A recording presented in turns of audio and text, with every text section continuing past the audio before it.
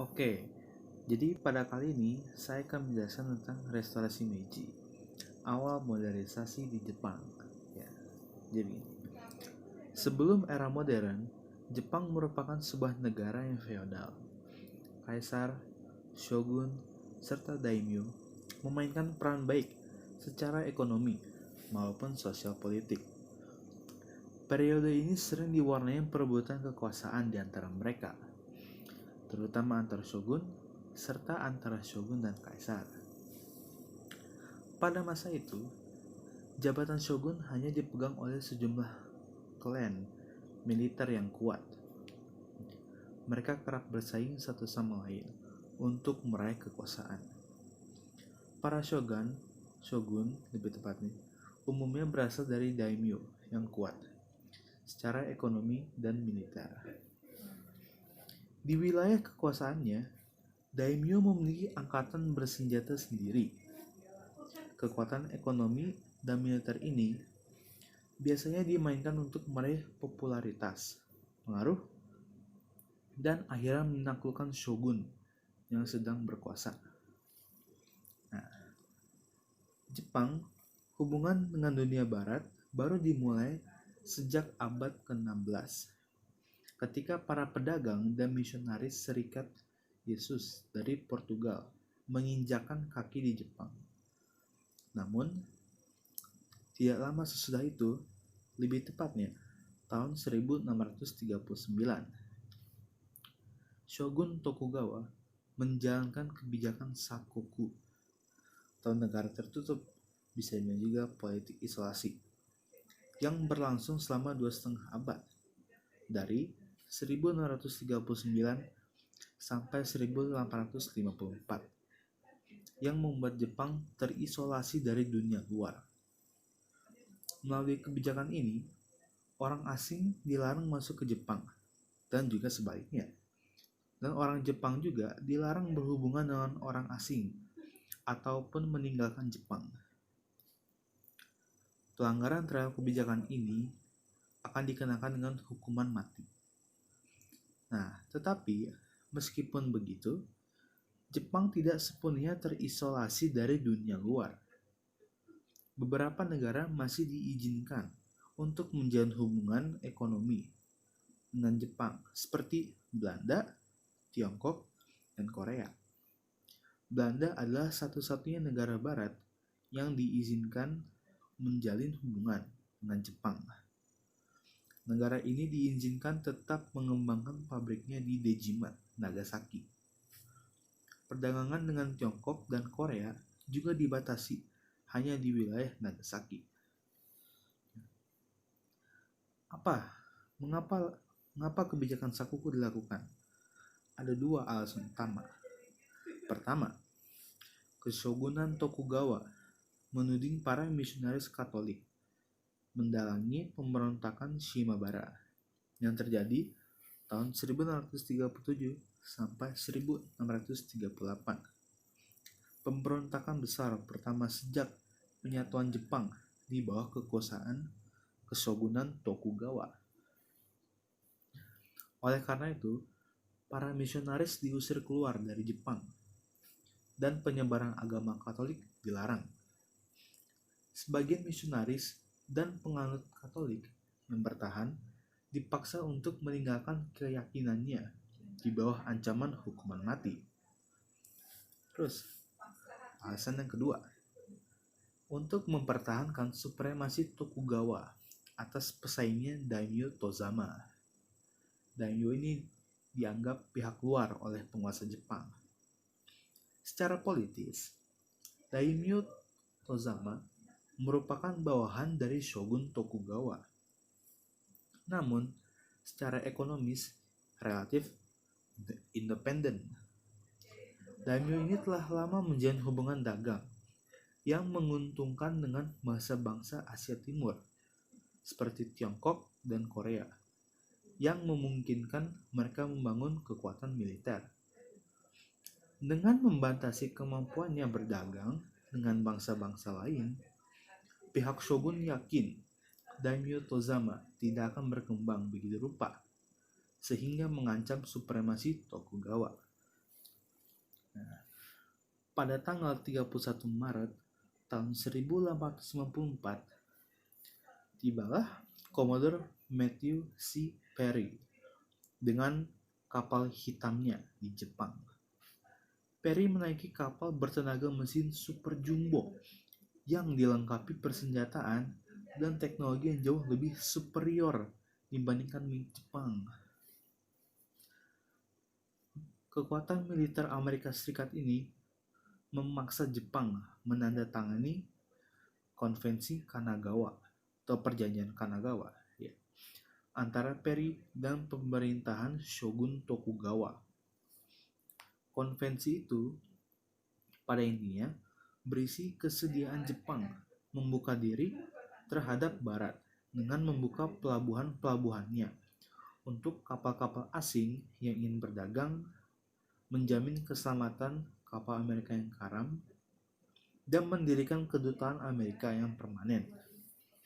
Konvensi ini juga sekaligus mengakhiri kebijakan tertutup Jepang yang telah berlangsung selama 2 abad atau 200 tahun.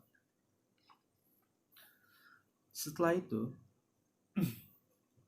pemerintahan Shogun dihapuskan dan kekuasaan sepenuhnya berpusat ke tangan kaisar, yaitu Kaisar Komei.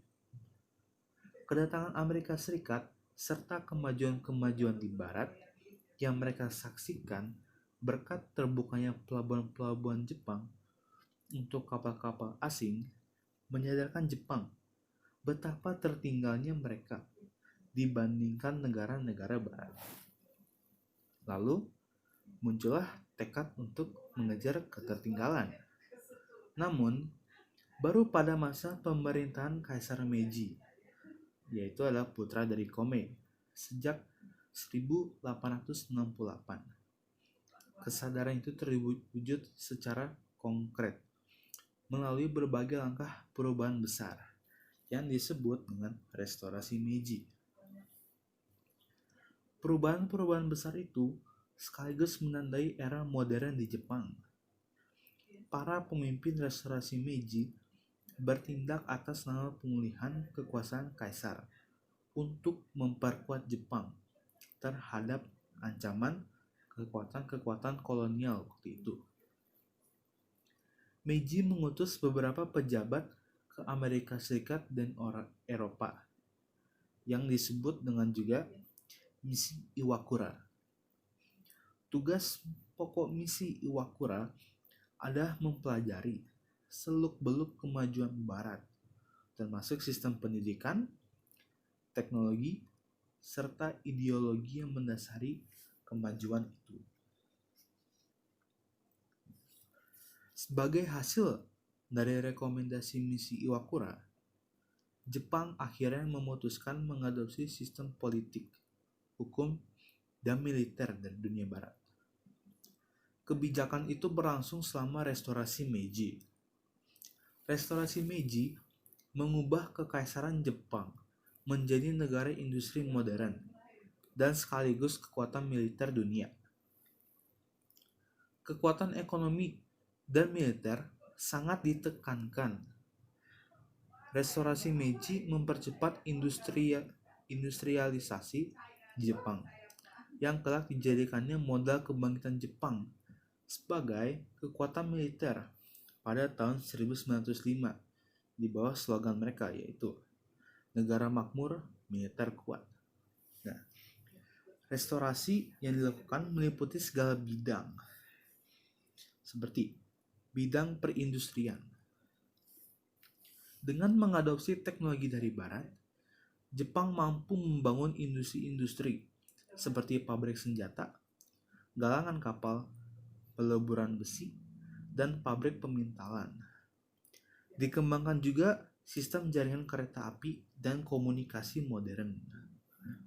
Terus, bidang perdagangan.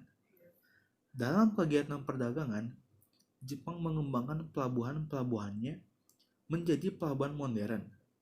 Demikian juga kapal-kapal dagangnya.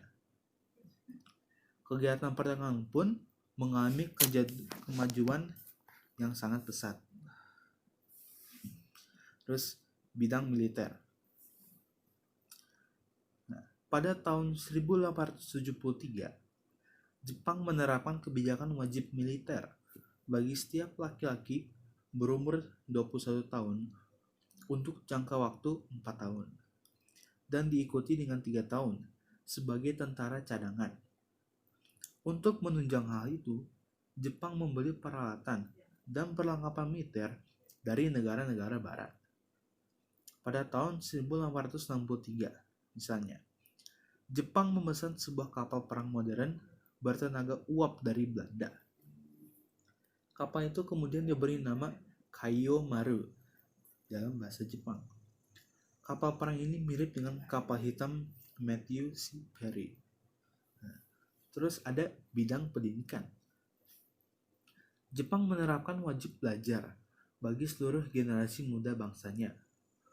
Mereka dididik untuk memiliki rasa cinta kepada tanah air, semangat pantang menyerah, berani mati, serta hormat dan tunduk pada kaisar. Pemerintah Jepang juga mengirimkan banyak beasiswa bagi mahasiswa-mahasiswa Jepang untuk menimba ilmu di dunia barat. Selain itu, mereka mendatangkan banyak konsultan pendidikan dari barat untuk membantu pendidikan di Jepang. Terus ada juga bidang sosial. Di sini, Jepang menghapus 4 kelas dalam masyarakat pada tahun 1871, yaitu dari yang paling tinggi sampai yang paling rendah, yang terdiri dari orang-orang bijaksana, petani, seniman, dan pedagang. Keempat kasta ini pertama kali diperkenalkan Konfusius di Tiongkok, lalu mulai menyebar ke Jepang dan negara-negara penganut Buddha lainnya. Penghapusan ini merupakan bagian dari kebijakan umum Meiji untuk menghapus feodalisme tradisional, di mana kekuasaan berada di tangan tuan-tuan tanah, dan menggantinya dengan kekuasaan terpusat. Selain itu, pemerintah juga melarang adat istiadat yang bersifat feodal, peninggalan masa lampau, seperti memperlihatkan dan memakai katana dan kimono yang menjadi ciri khas kelas samurai yang telah dihapus bersamaan dengan dihapusnya sistem kasta. Dan yang terakhir, ada bidang hukum. Sistem hukum dan konstitusi mengikuti model serta konstitusi Jerman.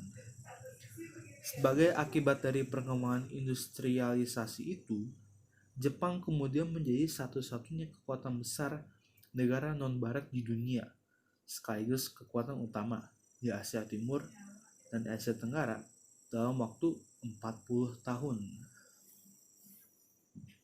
Ya, jadi itu saja tentang restorasi Meiji.